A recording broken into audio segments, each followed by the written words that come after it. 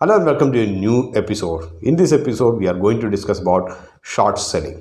Short selling is nowadays very familiar word, especially when Hindenburg came up with the report, and everyone says that Hindenburg, that research firm, Hindenburg Research, is a equity research or a market research firm there in the US, and they are known for shorting the equity of any company in any of the capital market, and that way they are generating revenue from it. Okay, they are generating profits in the sense enormous profit. So Edinburgh is doing research, and they are identifying a few company which has a potential to go down based on its corporate prospects. Some companies, they do some sort of malpractice or some sort of book manipulation. In that case, whenever someone do some sort of research on their activities and publish that with supporting evidence, most probably those companies' shares will drastically go down. So if someone sell that shares before it going down, that will reach to a lower level and they can buy it back at a lower price. So the difference between buy price and sell price, that will eventually consider as a profit for them. This is what Hindenburg did. So in this scenario, many people, they have some sort of doubts that how anyone can sell a equity or a contract or a derivative or any commodity without actually holding it. For example, if you are an investor and if you have Reliance Industries 10 shares in your portfolio, very well you can sell it. But you just imagine if you don't have shares of Reliance Industries and if you are going to sell. So something which is not in your portfolio or which is not in your holding, how you can sell? So this is only basically called as short sell. Short sell means shortage in your holding, but still you are selling it. In India, short selling is permitted. Why I am telling is in India it's permitted. In some countries it was prohibited, and still it is prohibited in some countries. During the COVID period, even temporarily short selling was banned in Chinese market, and after that French market also. So in India it is legally permitted.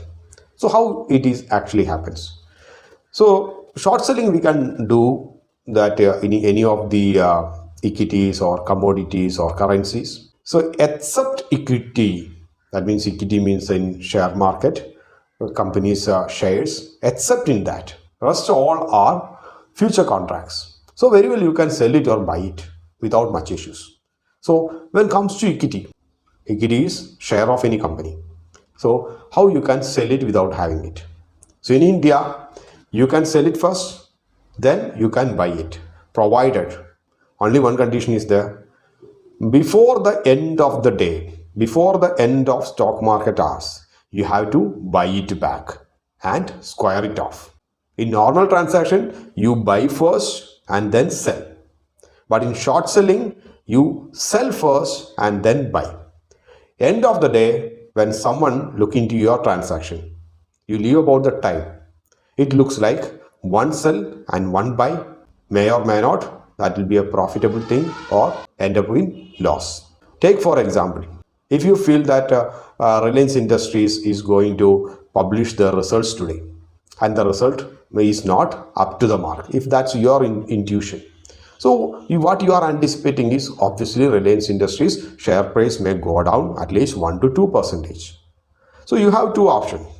Either you can wait to go down the shares and then buy it, or you can sell it first and wait till it go down, and once it goes down you buy it at a lower price. For example, Reliance price, current price is now 2400, and you are thinking that after publishing its results in the afternoon it may go down to 2300. So now you can sell it, though that's not in your portfolio or in your holdings. Sell 10 shares of Reliance Industries at 2400, but not just like the way you sell that from your holdings. This short selling should be done through MIS. That's a margin intraday settlement and square off. So that should be enabled first. Majority of the brokers that will they will enable that by default itself once you open the DEMAT account itself. But in some cases, some of the brokers they may do some extra verification or take some time to enable it. In that case, you please make sure that MIS has been enabled in your DEMAT account. So the intraday selling should be done through MIS, not under delivery or cash. So once you sell Reliance Industries for 2,400, when it comes down to 2,300, you can buy it back. And at the end of the day, when you look onto the trade journal, trade records, or in the order book, you can see that you bought 10 quantity of Reliance Industries at 2,300 and sold that at 2,400. So the total position is 0 and 100 rupee profit each Reliance you got. So this should be done on that same day itself. You can't carry it over. For example, if you think that, okay, now it's a 2,300, tomorrow it may go down again to 2,000. In that case, so that you can hold it. That's not possible. You have to square it off. If you are not squaring it off willingly, majority of brokers, they have auto square off software in place, and that software will start to square it off from 3 o'clock to 3:20 that period. Some brokers software start to square it off at 3 p.m. Some brokers start to square it off at 3:10, some 3:15, some 3:20. Squaring off means buy it back and make the trade position 0. Total number of buys and total number of sells, that will be equivalent to 0. So in that cases, if you want to take the positions to overnight, or if you have a feeling that, just in the case of Adani Enterprises, if you have a feeling that, okay, anyway, it's to slide down and by 1 week or so, it may reach 50% of the current market price. In that case, what you can do? One option is you can take position there in the futures. You can sell futures so that till expiry you can hold it. Other option is either you can buy a put option or you can sell the call option. But unfortunately, selling call option, that will need more margin, maybe in the order of a few lakhs some cases. But in the equity itself, if you want to take short positions, what you can do is you can use SLB, security lending and borrowing mechanism. So in that case, what we will do is we borrow that particular security. For example, in the case of Reliance Industries, we borrow from someone else. 100 Reliance Industries, we borrow from someone else and we sell it.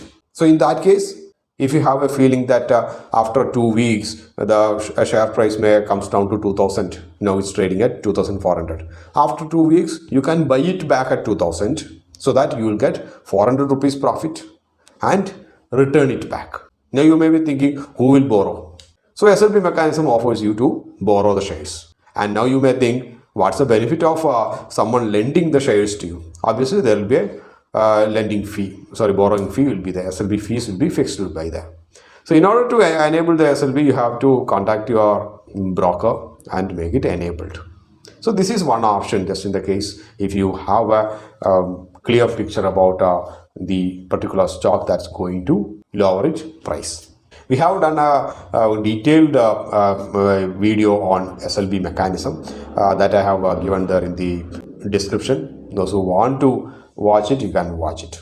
Majority of the retailers think that shorting something is easier to make money, because some of you may have your portfolio that's in red, that means in loss. So you have a feeling that instead of buying all these shares, if I could have sold all these things, this much amount of profit I would have been get. Obviously, that's true. But one thing you have to keep it in mind, that selling is always a tedious and tricky business. So whatever you sell, you have to keep one thing in your mind, that the risk is infinite. Because for any instrument, for any equity, for any asset class, there is a potential of going up beyond any levels. For example, if you sell some shares that to say 100 rupee, theoretically that may even move up beyond 1000 rupee. Some shares you may have seen, right, that started the journey from 50 and ended there in thousands. That also happened. That's why there are very few people only go for shorting. They do shorting if and only if they are very much convinced with their research. That's why the bear people, those who have the bear mentality, just like Heidenberg or a few other bears like Jesse Livermore or those people, they do extensive research on a particular script and then only they get into that deal. Else, the entire capital may wipe out in a single trade itself. Sometimes you may not be able to get out of that trade.